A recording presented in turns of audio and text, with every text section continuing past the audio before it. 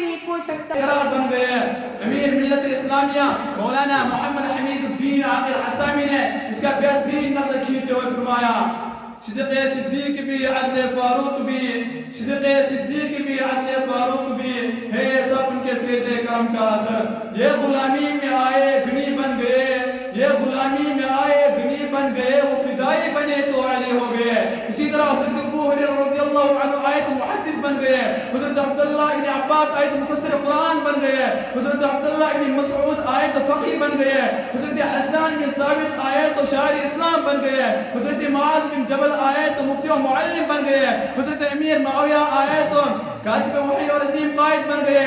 حضرت بلال حبشی رضی اللہ عنہ آیت مؤذن اسلام بن گئے. اس لیے علامہ اقبال نے کیا یہ خوب کہا تھا جو نہ تھے خود راہ پر اوروں کے ہادی بن گئے جو نہ تھے خود. یعنی اسلام وہ امانت الہیہ ہے جس کو اللہ تعالیٰ نے زمین و آسمان اور پہاڑ پر پیش کیا کہ اس کی ذمہ داری قبول کر لو. مگر کسی میں ہمت و جرأت نہ ہوئی مگر انسان اس امانت گرا بار اٹھا لیا. یہ ہے ربط اسلام اور انسان. برادران اسلام اس اعتبار سے انسان اللہ کی سب سے محبوب و مقبول مخلوق ہے. اللہ تعالیٰ نے اس مخلوق کو ذات پر رحم آ گیا. رحمت الہی جوش میں آ گئی. انسانیت کو اس بوار سے نکالنے کا فیصلہ آسمانے آ گیا. چنانچہ اس ہولناک اور پرخطر ماحول میں ایک نبی کو ختم نبوت کا تاج بنا کر کائنات کے لیے محبت کا نشان بنا کر انسانیت کے لیے سراپا اور رحمت بنا کر شرافت نجابت اور کمال و جمال میں یکتا بنا کر دنیا میں مبعوث کیا.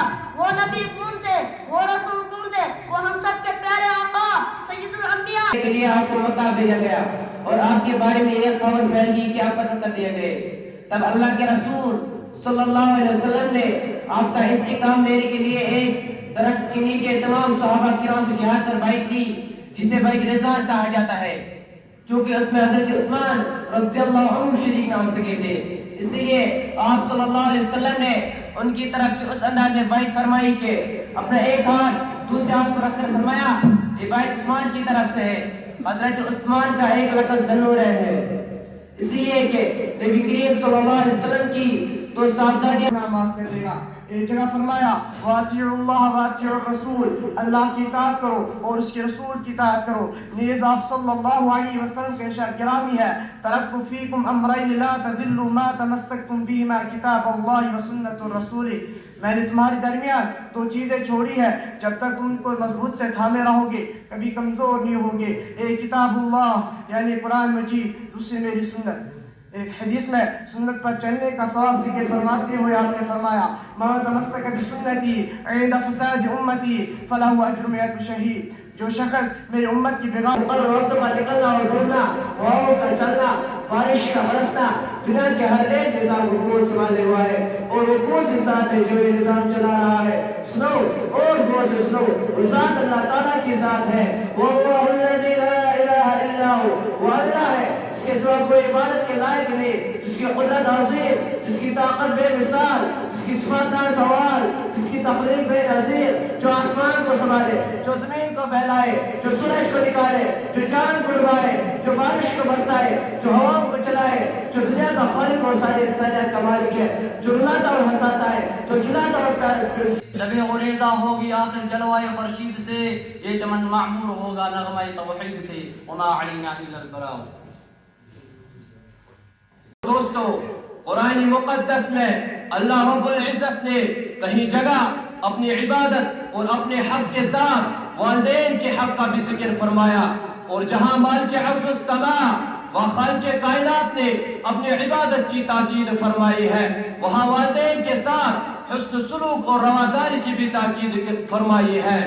کہیں فرمایا وَوَصَّيْنَا الْإِنسَانَ بِوَالِدَيْهِ إِحْسَانًا ہم نے انسان کو اپنے والدین کے ساتھ حسن سلوک کی تاکید کی ہے اور کہیں فرمایا وَوَصَّيْنَا الْإِنسَانَ بِوَالِدَيْهِ حُسْنًا ہم نے انسان کو اپنے ماں باپ کے ساتھ ہمدردی کی تاکید کی ہے. الغرض والدین کا حق اولاد کے اوپر اللہ کے بعد دوسرے نمبر پر ہے. اس اور ناپسندیدہ جگہ بازار ہے حضرات مسجد کی تعمیر کا مطلب آج یہ سمجھ جا رہا ہے کہ بس چندہ جمع کرو اور ایک مسجد بناؤ، یقیناً یہ ایک بڑا کام ہے، لیکن مسجد کی تعمیر کا مطلب اصل مطلب یہ ہے کہ اس کی آباد کی فکر کی جائے، نمازیوں کو جوڑا جائے، ورنہ تو نماز کہیں بھی پڑھ سکتے ہیں۔ افسوس یہ ہے کہ آج کل مسجد بنانے والے ہی نماز نہیں پڑھتے ہیں۔ ایسے لوگوں کے بارے میں شاعر نے کہا ہے، مسجد تو بنا دی شکر میں ایمان کے حرارت والوں نے، مسجد تو بنا دی شکر میں ایمان کے حرارت والوں نے، من اپنا پرانا پاپی تھا پرسوں میں نمازی بن نہ سکا۔ اب صرف اسلام کا سکا چلے گا، اسلام کا بول بالا ہوگا۔ قرآن نے اعلان کیا، یعنی جو اسلام کے علاوہ کسی اور دین کو اختیار کرے وہ ہرگز قابل قبول نہیں ہو سکتا، اور وہ آخر میں نقصان اٹھانے والوں میں سے ہوگا۔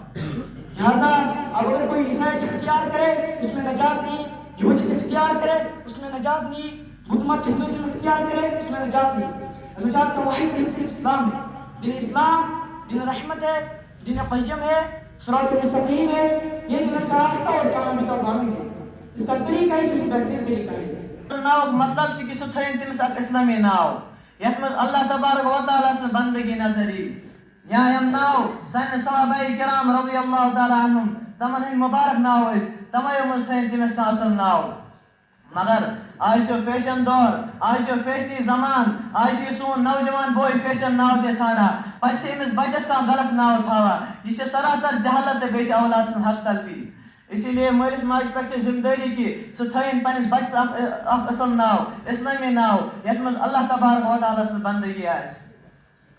دویم چیز امس بچس کرن اصل تربیت، بہترین اخلاق ہچنائن امس، اصل تہذیب ہچنائن امس، کیاز کہ اگر یہ بچ جاہل روز تو لگنے امس پتہ کہ میرس مالس ماج سن حقوق کیا چھ، میرس رشتہ دار سن حقوق کیا چھ، میرس ہمسائے سن حقوق کیا چھ، میرس خاندان سن حقوق کیا چھ، میرے خاندانی ہن حقوق کیا چھ۔ پتہ ییٚلہِ یہے بچ بوڑ چھ گژھان پتہ چھ یہے نیچو پنس عالم کے لیے مغفرت کی دعا کرتے ہیں، عالم کے لیے کیڑے مکوڑے بھی دعا کرتے ہیں، عالم کے لیے جنات بھی مغفرت کی دعا کرتے ہیں، عالم کے لیے ملائکہ بھی دعا کرتے ہیں، عالم کے لیے سمندر کی مچھلیاں بھی دعا کرتے ہیں۔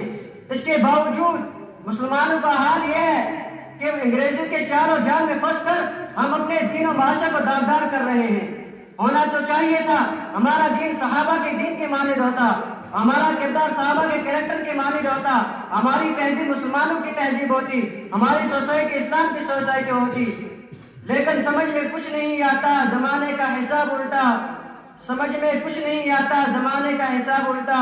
نصیحت کیجئے کتابہم وعن العمل به وأن يصيروا مثلهم في قساوة القلوب، فقال الله عز وجل ألم يأن للذين آمنوا أن تخشع قلوبهم لذكر الله وما نزل من الحق ولا يكونوا كالذين أوتوا الكتاب من قبل أفطال عليهم الأمد فقست قلوبهم وكثير منهم فاسقون۔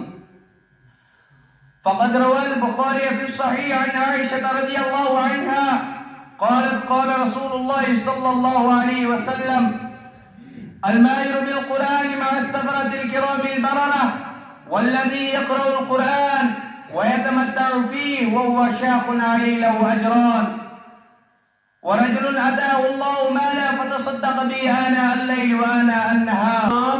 اکس تتس معاشرس مز، اکس تتس سوسائٹی مز یم معاشرے کی دینی حالت، یم معاشرے کی روحانی حالت اس انتہائی خستہ، انسانیت جائے اس درندگی، شرافت جائے اس رضاعت امان لبنہ، یم معاشرے انسان اس انسانیت کی لباس فرائے، تن فروشیون کاروبار اس، مردار خوری یعنی موت جانور کھنک رواج اس، نفرتک علاوتک ماحول اس، دنیا کس قباحت، دنیا کس رضاعت جس معاشرے کس افراد مزن لبن ایوان کی۔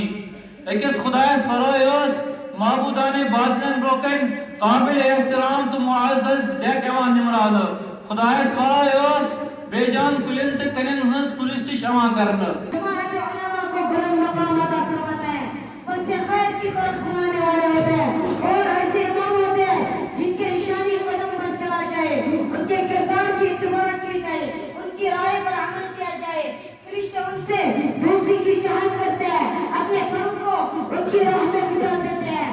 ہزار جو قوم دنیا میں جاہل رہتے ہیں، علم سے دوری اختیار کرتے ہیں، اس کی حیثیت زمین پر مردے جیسے ہیں، وہ قوم کبھی ترقی نہیں کر سکتی۔ ہمارے لیے ضروری ہے کہ ہم علم دین حاصل کریں، اپنی آخرت کو سنواریں۔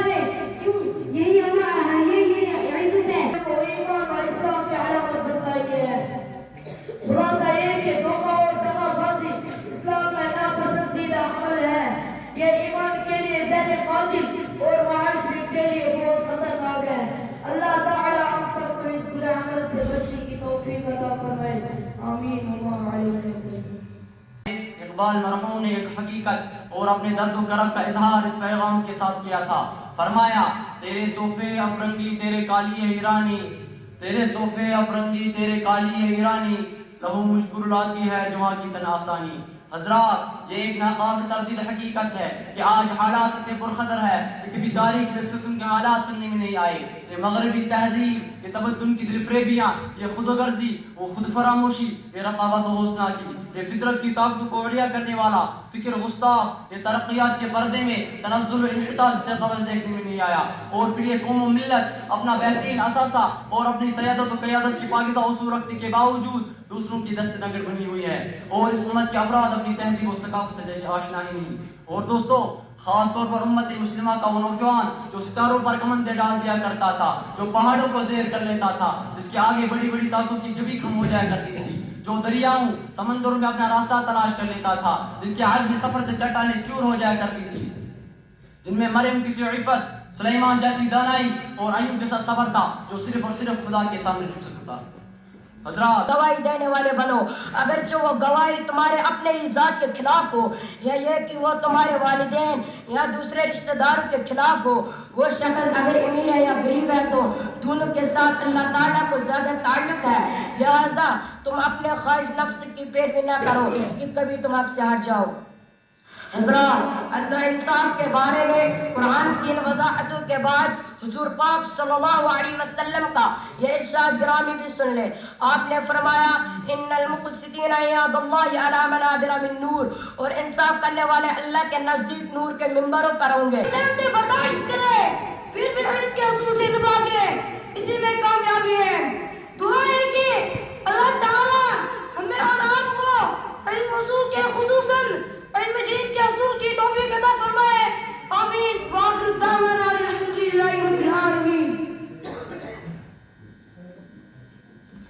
ماشاءاللہ. اس کے بعد میں دعوت دیتا ہوں. سارے کے سارے انسان نقصان میں ہے سوائے ان لوگوں کے جن میں یہ 4 صفات پائی جائے. نمبر 1 ایمان، یعنی جس کا اللہ تعالیٰ پر، اس کے بھیجے گئے دین پر، اس کے رسولوں پر، اس کے تمام احکامات پر کامل ایمان و یقین ہو کہ یہ سب برحق ہے، سچا ہے، خدا کی طرف سے بھیجا گیا ہے. معلوم ہوا ایمان کامیابی کی پہلی شرط ہے جس کے بغیر نجات کا ملنا ناممکن ہے.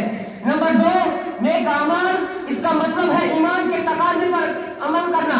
اگر ایمان ہے لیکن عمل نہیں تو جیسے چراغ ہو اس میں تیل نہ ڈالا جائے تو چراغ بیکار. من ابتغاء وجه الله جعل الله بينه وبين النار 3 خنادق ابعد مما بين الخافقين. کہ جو شخص ایک دن کا اعتکاف بھی اللہ کے رضا کے واسطے کرتا ہے تو اللہ تعالی شانو اس کے اور جہنم کے درمیان 3 خندقیں آڑ فرما دیتے ہیں جن کی مسافت آسمان و زمین کے درمیانی مسافت سے بھی زیادہ ہے. اور حضرت عبداللہ بن عباس رضی اللہ عنہما سے مروی ہے رسول اللہ صلی اللہ علیہ وسلم نے معتکف کے بارے میں فرمایا کہ معتکف گناہوں سے محفوظ رہتا ہے اور اس کے لیے اتنی ہی نیکیاں لکھی جاتی ہیں جتنی کی کرنے والے کے لیے ایک